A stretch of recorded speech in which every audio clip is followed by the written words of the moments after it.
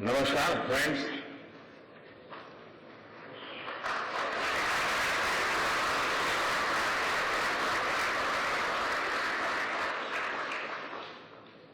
आप सभी के बीच आकर आज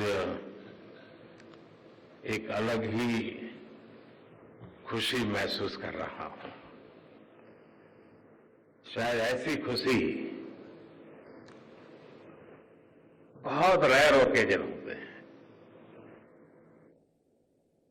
जब तन मन खुशियों से भर गया हो। और व्यक्ति के जीवन में कई बार ऐसी घटनाएं घटती है कि वो बेसब्री हावी हो जाती है। इस बार मेरे साथ भी ऐसा ही हुआ है। इतनी बेसब्री,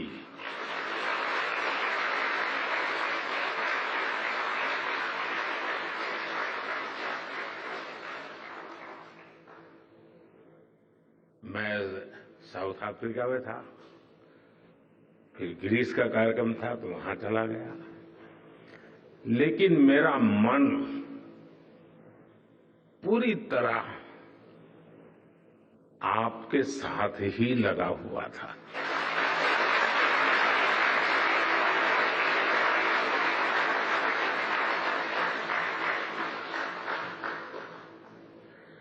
लेकिन कभी कभी लगता है कि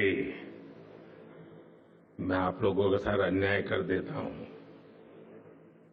बेसब्री मेरी और मुसीबत आपकी। इतनी सवेरे सवेरे आप सभी को और इतना टाइम, लेकिन बस मन कर रहा था जाऊं आपको नमन करूं।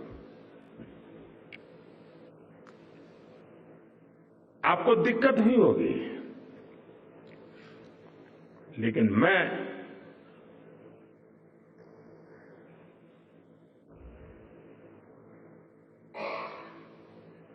भारत में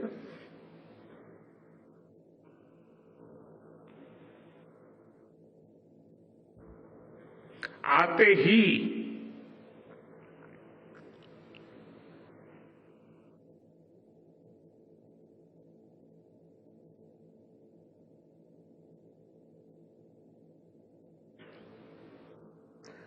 जल्द से जल्द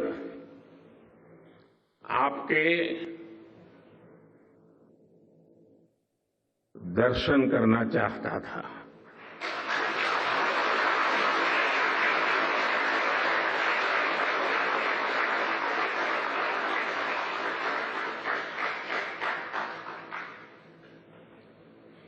आप सबको सैल्यूट करना चाहता था।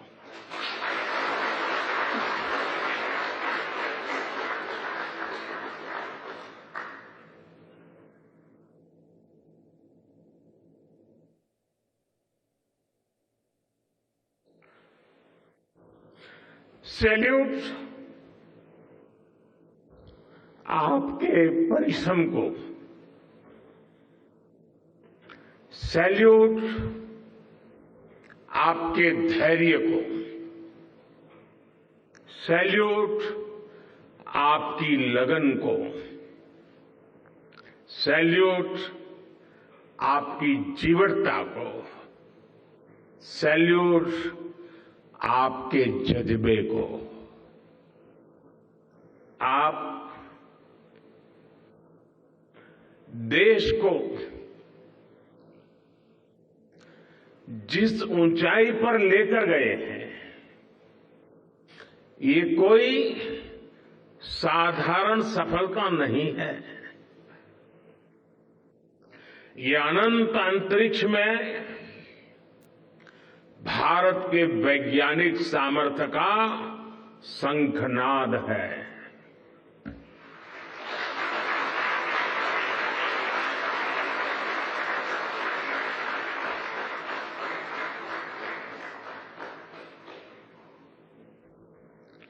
India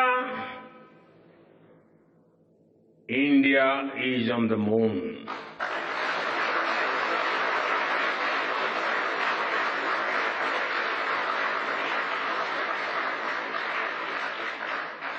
We have our national pride placed on the moon.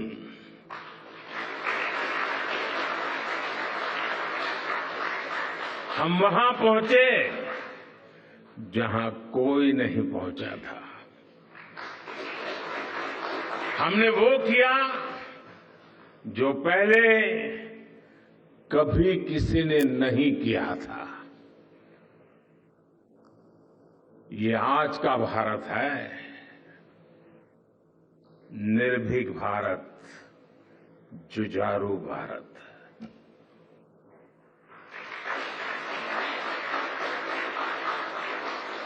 ये वो भारत है जो नया सोचता है, नए तरीके से सोचता है, जो डार्क जोन में जाकर भी दुनिया में रोशनी की किरण फैला देता है।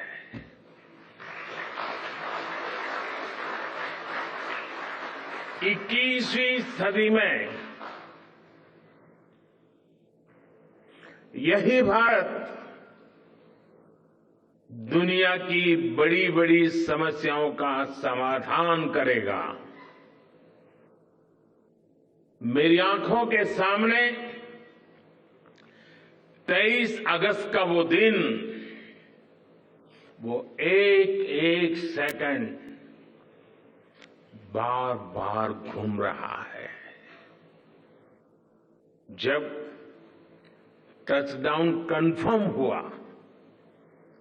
तो जिस तरह यहां इसरो सेंटर में पूरे देश में लोग उछल पड़े, वो दृश्य कौन भूल सकता है। कुछ स्मृतियां अमर हो जाती है। वो पल अमर हो गया। वो पल इस सदी के सबसे प्रेरणादायी क्षणों में से एक है। हर भारतीय को लग रहा था कि विजय उसकी अपनी है। खुद महसूस करता था।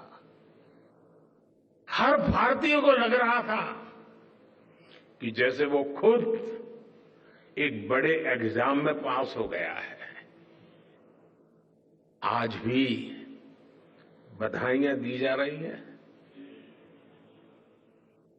संदेश दिए जा रहे हैं, और ये सब मुमकिन बनाया है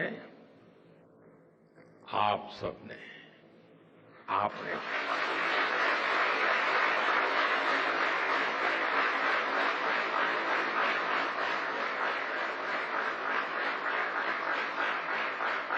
देश के मेरे वैज्ञानिकों ने ये मुमकिन बनाया है। मैं आप सबका जितना गुणगान करूं वो कम है। मैं आपकी जितनी सराहना करूं वो कम है। साथियों,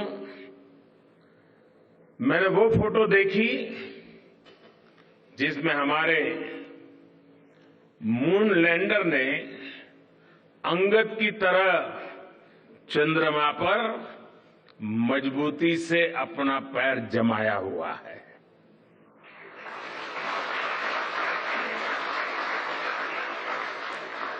एक तरफ विक्रम का विश्वास है तो दूसरी तरफ प्रज्ञान का पराक्रम है।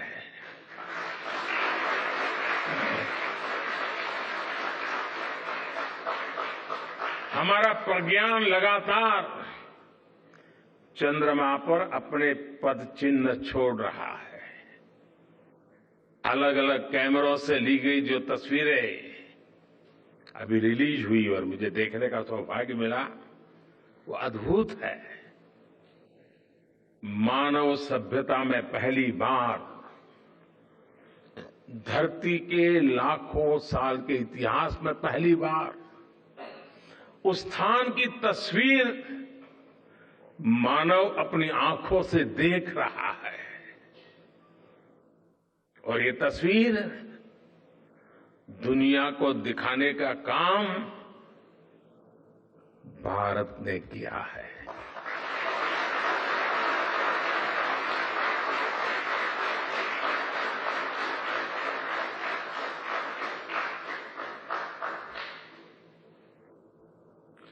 आप सभी वैज्ञानिकों ने किया है।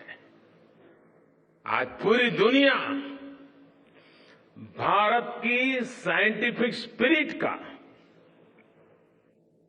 हमारी टेक्नोलॉजी का और हमारे साइंटिफिक टेम्परामेंट का लोहा मान चुकी है।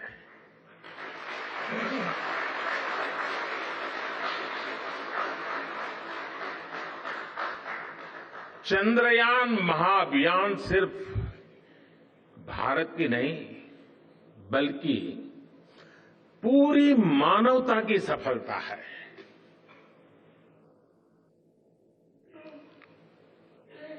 हमारा मिशन जिस क्षेत्र को एक्सप्लोर करेगा उससे सभी देशों के लिए मून मिशंस के नए रास्ते खुलेंगे। ये चांद के रहस्य को तो खोलेगा ही, साथ ही धरती की चुनौतियों के समाधान में भी मदद करेगा। आपकी इस सफलता के लिए मैं एक बार फिर सभी वैज्ञानिकों को, टेक्नीशियंस, इंजीनियर्स और चंद्रयान महाअभियान से जुड़े सभी सदस्यों को बधाई देता हूं।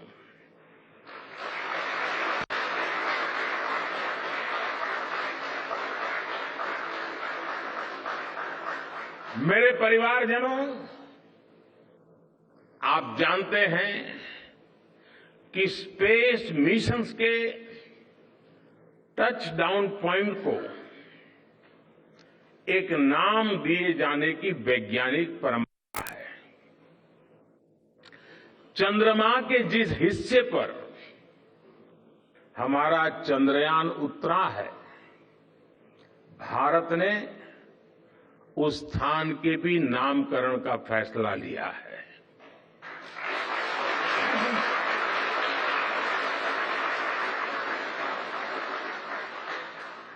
जिस स्थान पर चंद्रयान 3 का मून लैंडर उतरा है, अब उस पॉइंट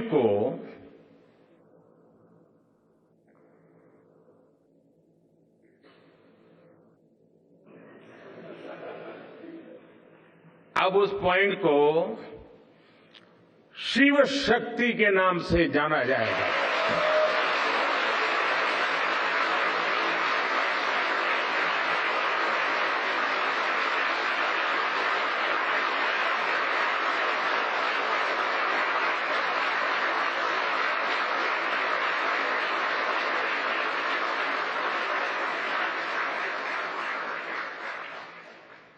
शिव में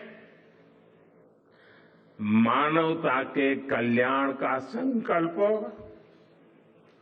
समाहित है और शक्ति से हमें उन संकल्पों को पूरा करने का सामर्थ्य मिलता है। चंद्रमा का शिव शक्ति पॉइंट हिमालय से कन्याकुमारी से जुड़े होने का बोध कराता है।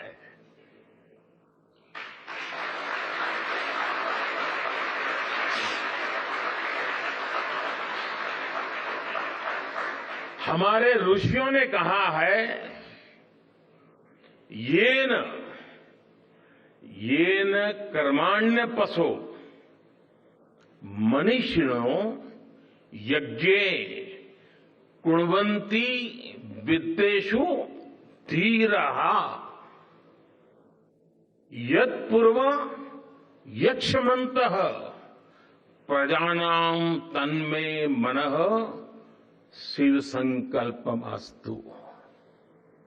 अर्थात जिस मन से हम कर्तव्य कर्म करते हैं, विचार और विज्ञान को गति देते हैं, और जो सबके भीतर मौजूद है, वो मन शुभ और कल्याणकारी संकल्पों से जुड़े।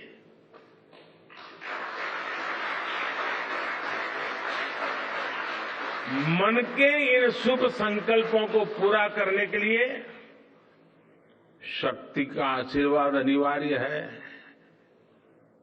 और ये शक्ति हमारी नारी शक्ति है।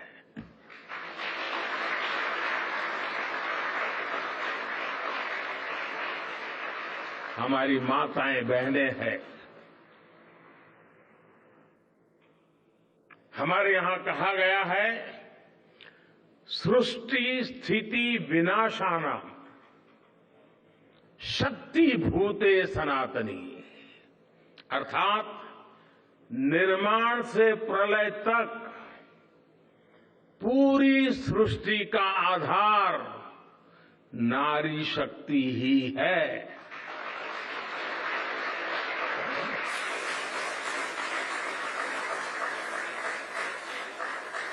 आप सबने देखा है, चंद्रयान 3 में देश ने, हमारी महिला वैज्ञानिकों ने, देश की नारी शक्ति ने कितनी बड़ी भूमिका निभाई है। चंद्रमा का शिव शक्ति पॉइंट सदियों तक भारत के इस वैज्ञानिक और दार्शनिक चिंतन का साक्षी बनेगा।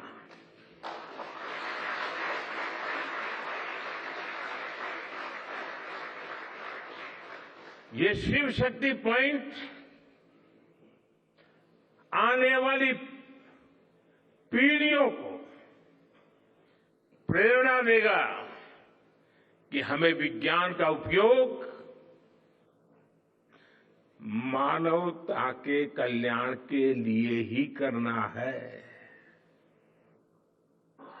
मानवता का कल्याण, यही हमारा सुप्रीम कमिटमेंट है। साथियों, एक और नामकरण काफी समय से लंबित है। 4 साल पहले जब चंद्रयान 2 चंद्रमा के पास तक पहुंचा था, जहां उसके पदचिन्ह पड़े थे, तब ये प्रस्ताव था कि उस स्थान का नाम तय किया जाए। लेकिन उन परिस्थितियों में निर्णय लेने के स्थान पर हमने प्रण लिया कि जब चंद्रयान 3 सफलतापूर्वक चांद पर पहुंचेगा, तब हम दोनों पॉइंट का नाम एक साथ रखेंगे।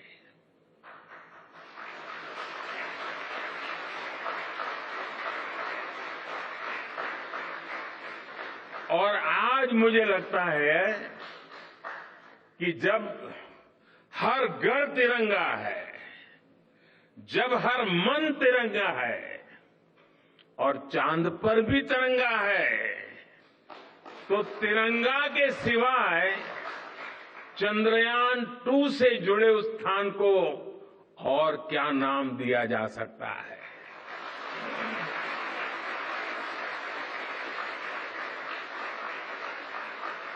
इसलिए चंद्रमा के जिस स्थान पर चंद्रयान 2 ने अपने पदचिन्ह छोड़े हैं, वो पॉइंट अब तिरंगा कहलाएगा।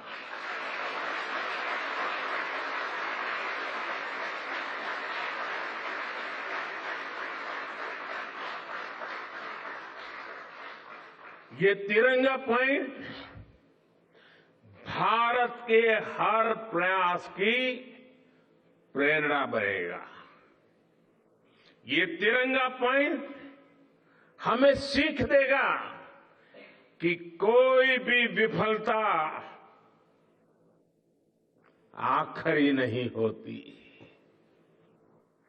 अगर दृढ़ इच्छा शक्ति हो तो सफलता मिलकर के ही रहती है। यानी मैं फिर दोहरा रहा हूं, चंद्रयान-2 के पद चिन्ह जहां है वो स्थान आज से तिरंगा पॉइंट कहलाएगा। और जहां पर चंद्रयान-3 का मून लैंडर पहुंचा है वो स्थान आज से शिव शक्ति पॉइंट कहलाएगा।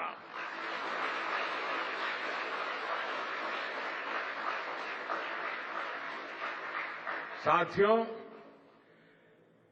आज भारत दुनिया का चौथा ऐसा देश बन चुका है जिसने चंद्रमा की सतह को छुआ है। ये सफलता तब और अधिक बड़ी हो जाती है जब हम ये देखते हैं कि भारत ने अपनी यात्रा कहां से शुरू की थी। एक समय था जब भारत के पास जरूरी तकनीक नहीं थी, सहयोग भी नहीं था। हमारी गिनती थर्ड वर्ल्ड यानी थर्ड रॉ में खड़े देशों में होती थी। थर्ड वर्ल्ड थर्ड रॉ में खड़े हुए लोगों में होती थी। वहां से निकलकर आज भारत दुनिया की 5वीं सबसे बड़ी अर्थव्यवस्था बना है।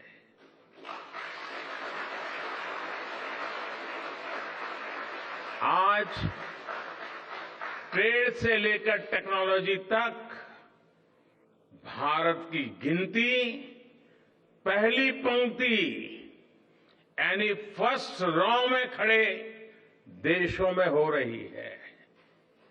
यानी थर्ड रॉ से फर्स्ट रॉ तक इस यात्रा में इसरो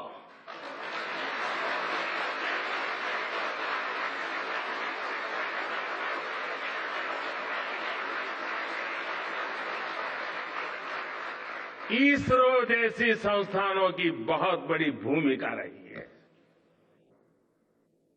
आपने आज मेक इन इंडिया को चांद तक पहुंचा दिया है।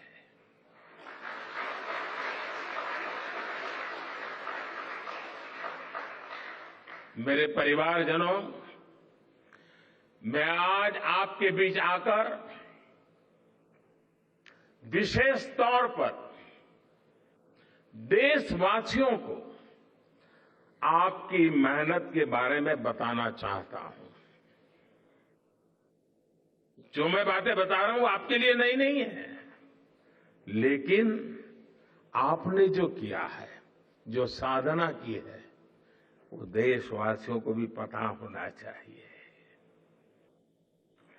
भारत के दक्षिण हिस्से से चंद्रमा के दक्षिणी ध्रुव तक चंद्रयान की ये यात्रा आसान नहीं थी। मून लैंडर की सॉफ्ट लैंडिंग सुनिश्चित करने के लिए हमारे वैज्ञानिकों ने इसरो की रिसर्च फैसिलिटी में आर्टिफिशियल मून तक बना डाला। इस आर्टिफिशियल मून पर विक्रम लैंडर को अलग अलग तरीके से सरफेस पर उतारकर उसका टेस्ट किया गया था। अब इतने सारे एग्जाम देकर हमारा मून लैंडर वहां गया है तो उसे सक्सेस मिलनी ही मिलनी थी।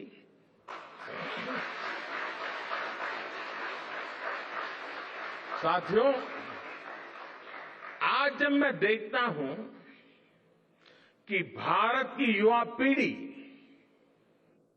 साइंस को लेकर, स्पेस को लेकर, इनोवेशन को लेकर इतनी एनर्जी से भरी हुई है, तो उसके पीछे हमारे ऐसे ही स्पेस मिशंस की सफलता है।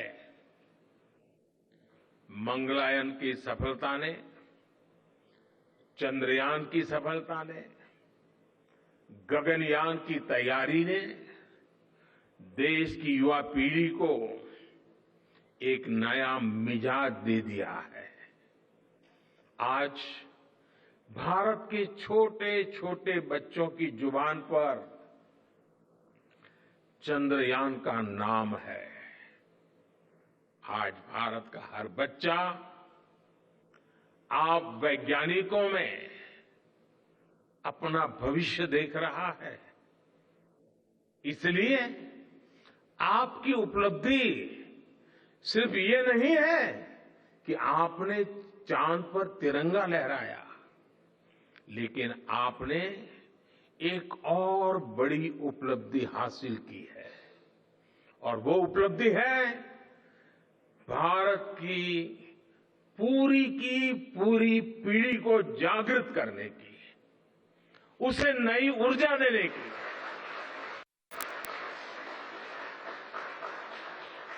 आपने एक पूरी पीढ़ी पर अपनी इस सफलता की गहरी छाप छोड़ी है। आज से कोई भी बच्चा रात में जब चंद्रमा को देखेगा तो उसको विश्वास होगा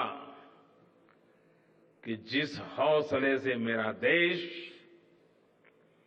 चांद पर पहुंचा है, वही हौसला, वही जज्बा उस बच्चे के भीतर भी है, उस युवा के भीतर भी है। आज आपने भारत के बच्चों में आकांक्षाओं के जो बीज बोए हैं, कल वो वट वृक्ष बनेंगे और विकसित भारत की नींव बनेंगे।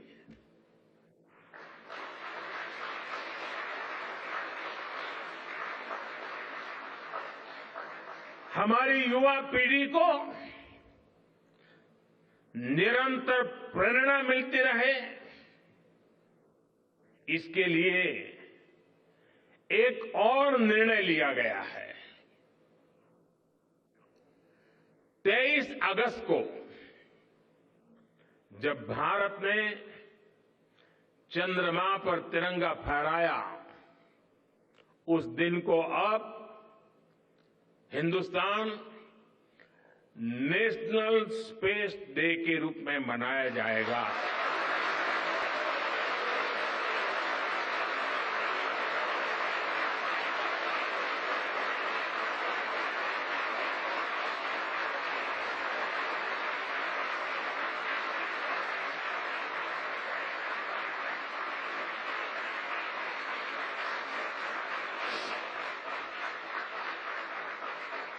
जब हर वर्ष national space day science, technology और इनोवेशन की स्पिरिट को सेलिब्रेट करेगा, हमें हमेशा हमेशा के लिए प्रेरित करता रहेगा।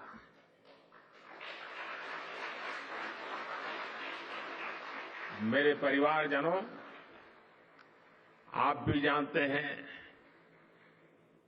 कि स्पेस सेक्टर का जो सामर्थ्य है, वो सैटेलाइट लॉन्च करने या अंतरिक्ष की खोज से कहीं ज्यादा बड़ा है।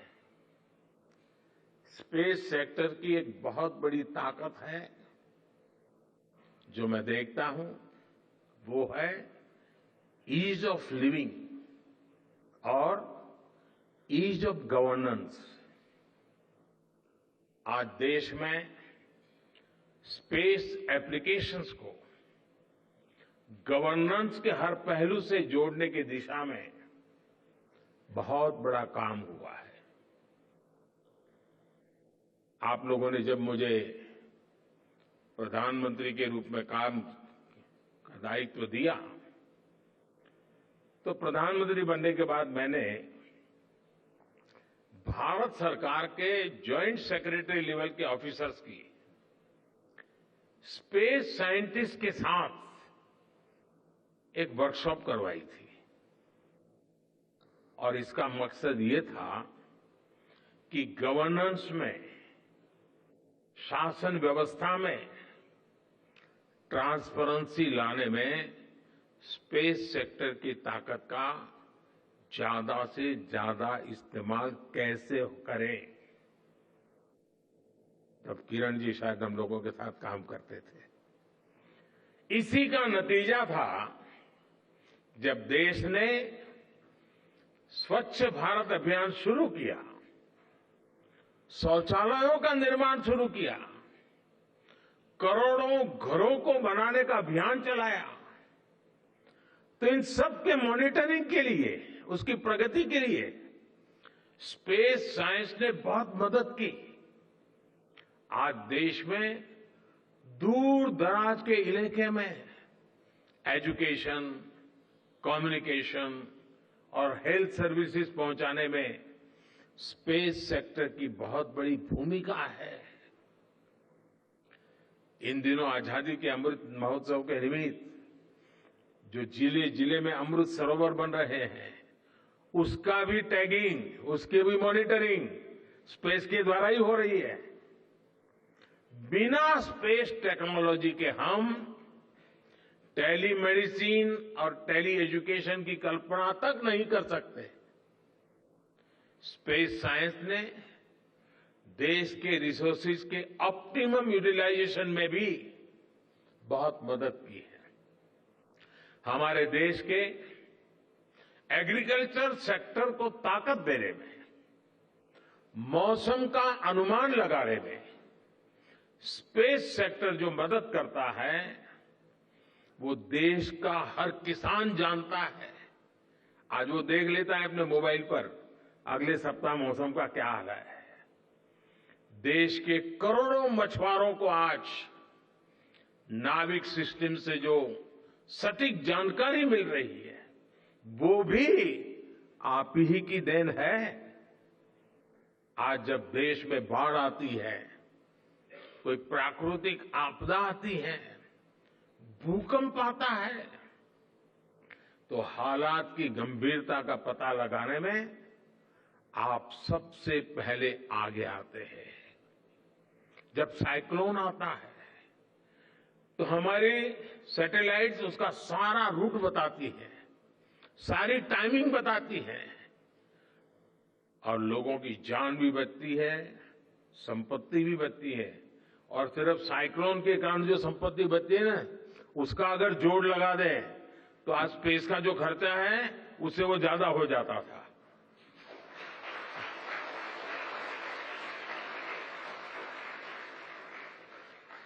हमारे PM Gati Shakti national master plan का आधार भी स्पेस टेक्नोलॉजी ही है।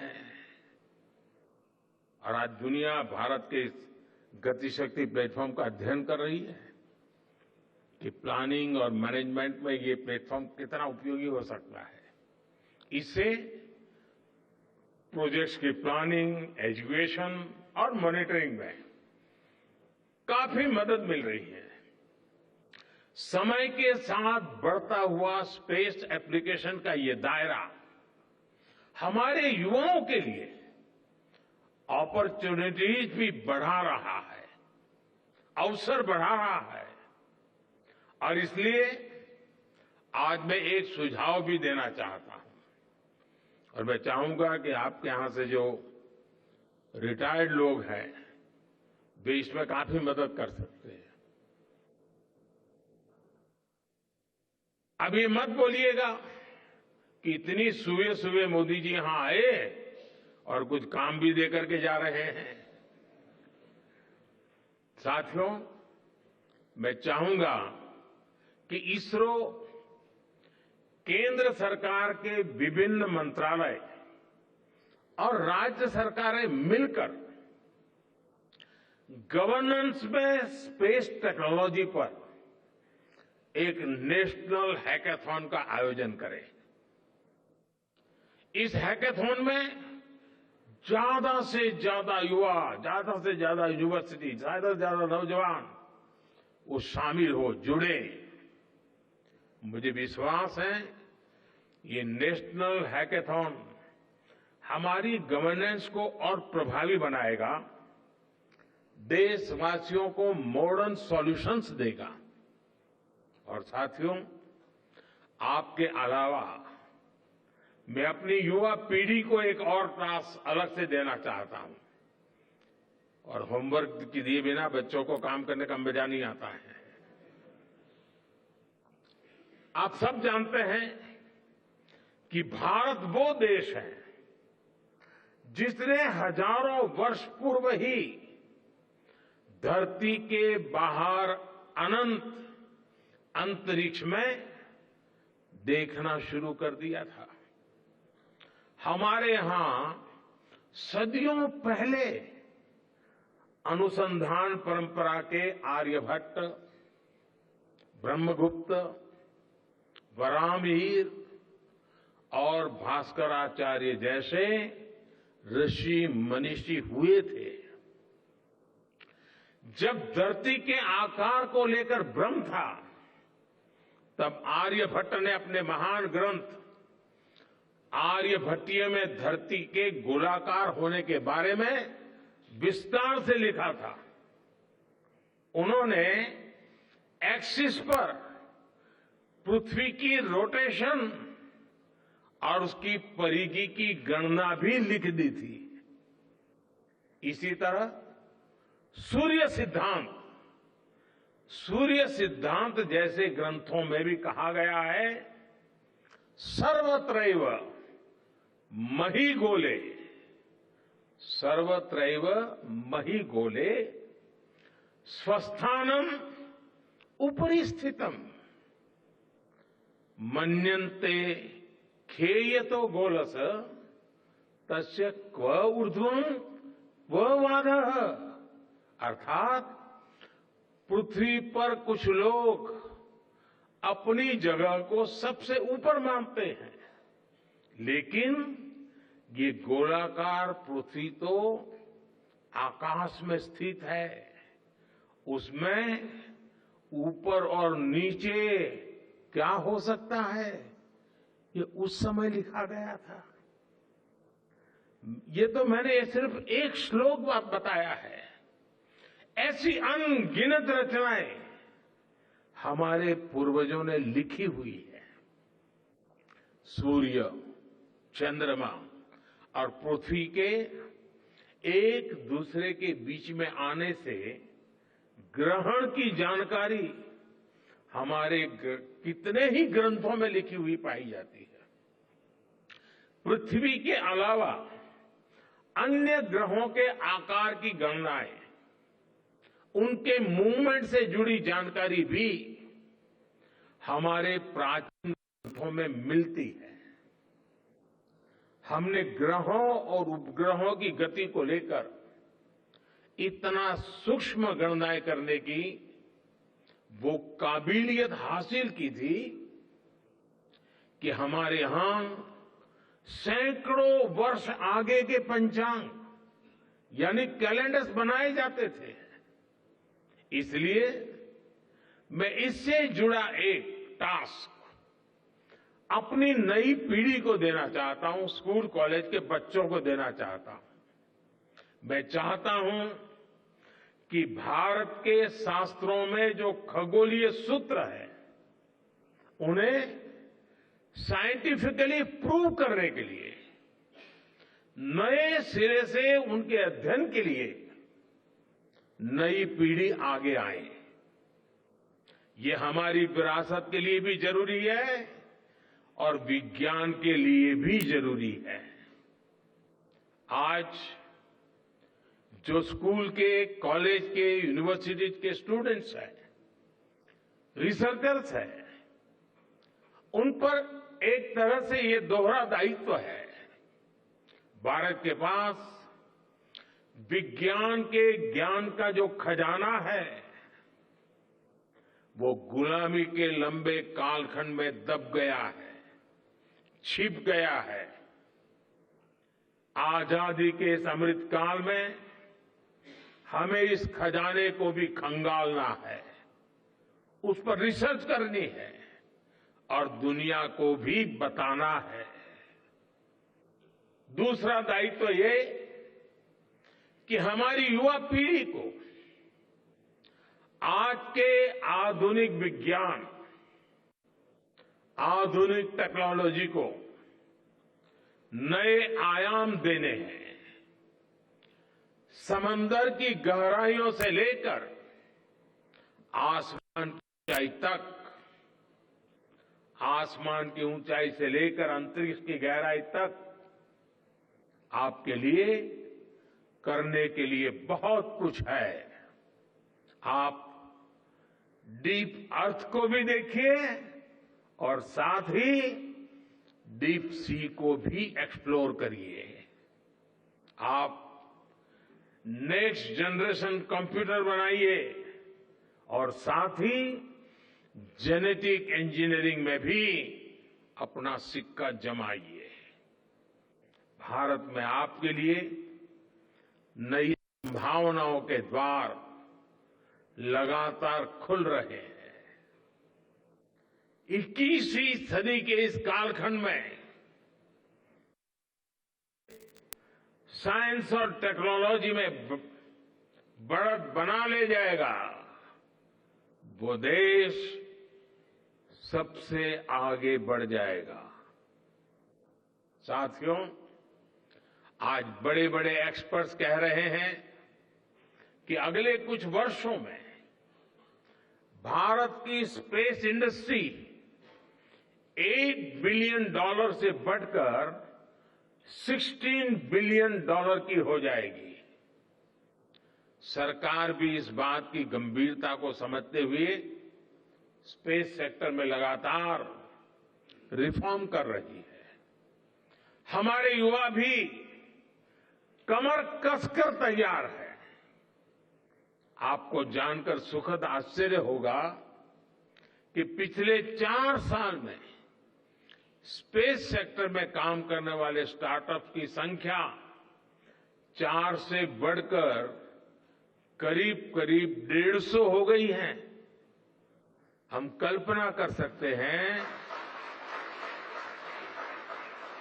कि अनंत आकाश में कितनी अनंत संभावनाएं भारत का इंतजार कर रही हैं। वैसे कुछ दिन बाद 1 सितंबर से माईगॉव हमारे चंद्रयान मिशन को लेकर बहुत बड़ा क्विज कंपटीशन लॉन्च करने वाला है। हमारे देश के स्टूडेंट्स इससे भी शुरुआत कर सकते हैं। मैं देश भर के स्टूडेंट से आग्रह करूंगा कि आप सभी बड़ी संख्या में इससे जुड़े। मेरे परिवारजनों, देश की भावी पीढ़ी को आपका मार्गदर्शन बहुत आवश्यक है।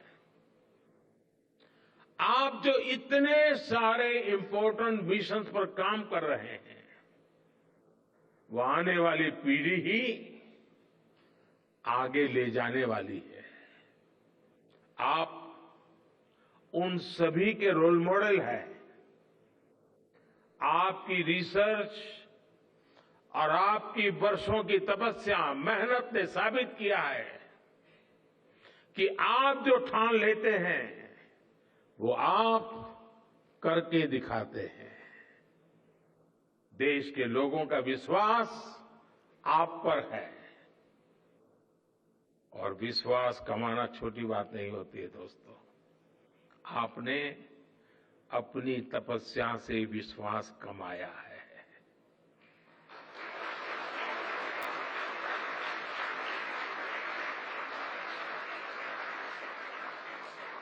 देश के लोगों का आशीर्वाद आप पर है।